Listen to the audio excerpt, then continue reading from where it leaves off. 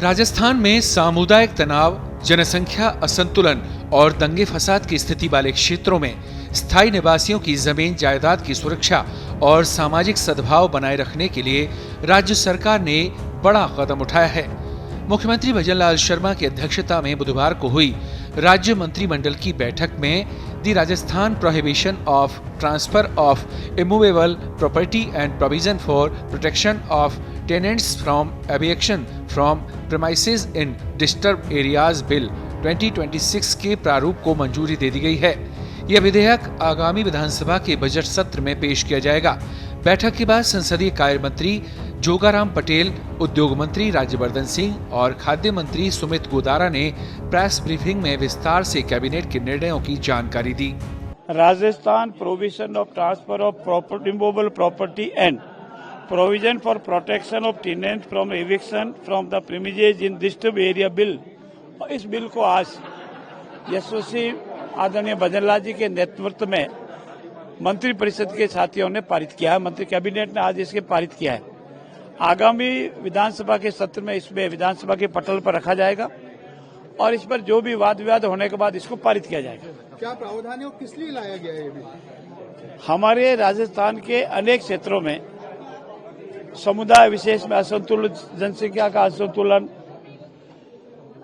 कुछ क्षेत्रों में ऐसा पाया गया कि प्रॉपर्टी को औने बौने दाम में बेचने को मजबूर किया जाता है, न्यूसेंस पैदा किया जाता है, जहां शांत आदमी रह ही नहीं सकता, शांति प्रिय आदमी।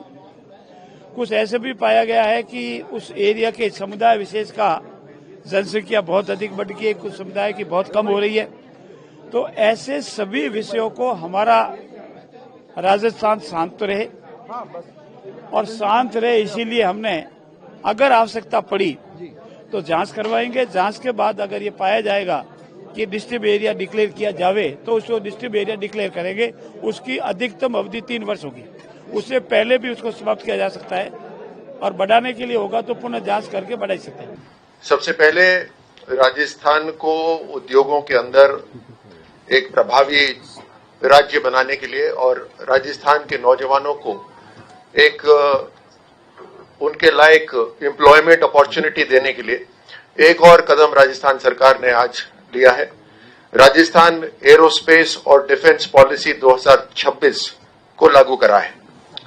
आप जानते हैं कि देश के अंदर डिफेंस का बजट बढ़ रहा है, तकरीबन 6 लाख करोड़ से भी ज्यादा का है और उसके अंदर प्रधानमंत्री मोदी जी ने स्पष्ट कर दिया है कि रक्षा में आत्मनिर्भरता कोई ऑप्शन नहीं है बल्कि अनिवार्यता है, मैंडेटरी है। नेशनल सिक्योरिटी भी हो, आर्थिक प्रगति भी हो और हाई स्किल जॉब भी भारतीयों को मिले, राजस्थानियों को मिले। राजस्थान के अंदर रक्षा को ध्यान में रखते हुए वैसे भी बहुत सी ऐसी ताकतें हैं हमारे पास, जैसे साउथ वेस्टर्न कमांड यहां पर है, डीआरडीओ का डिफेंस लैब राजस्थान के अंदर है, जोधपुर के अंदर देश की सबसे बड़ी फायरिंग रेंज महाजन जहां टेस्टिंग होते हैं अलग अलग हथियारों की, वो भी राजस्थान के अंदर है। लैंड भी है, लॉजिस्टिक्स भी है, कनेक्टिविटी भी है और युवा भी है।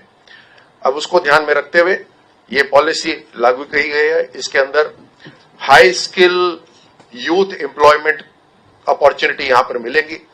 हवाई जहाजों का बनना, उसके ऊपर उसके इंजीनियरिंग डिजाइन्स की तैयारी करना, एवियोनिक्स की तैयारी करना, डिफेंस इलेक्ट्रॉनिक्स के ऊपर काम होना, टेक्नीशियंस, कोडर्स, डिजाइनर्स, इन सब की जरूरत राजस्थान में पड़ेगी। इसमें आईटीआई और इंजीनियरिंग के स्टूडेंट्स डायरेक्ट एम्प्लॉयमेंट जनरेशन इसमें कर सकते हैं। 23 जनवरी से ग्राम उत्थान शिविर आयोजित किए जाएंगे, उसकी चर्चा की गई।